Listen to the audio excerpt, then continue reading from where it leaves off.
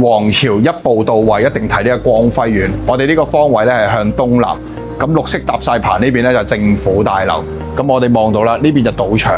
咁我哋見到光線咧係非常之光猛，呢個大露台。一步到位，1664尺，正式3房。咁個廳係絕對夠大嘅。咁我哋房間咧就分兩邊，先睇呢邊主人大套房。而家呢間屋咧就冇乜點住，所以就淨係擺雜物。咁我哋可以睇啲房係非常之闊落嘅。咁套間就係後邊啦。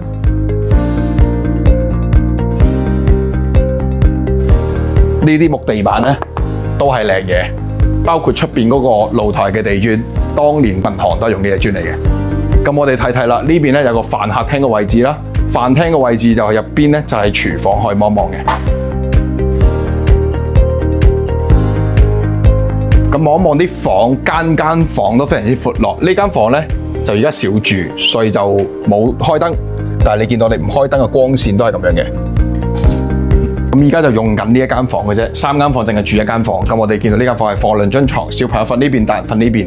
咁呢間房我哋見到啦，拉埋窗簾一樣係透到光入嚟，係非常之舒服，可以做到一個咁大嘅到頂櫃。咁望埋個廁所啦，而家講緊價錢都係非常之平，3000零蚊尺。嗱，呢邊就洗手間，我哋望過入邊有窗嘅。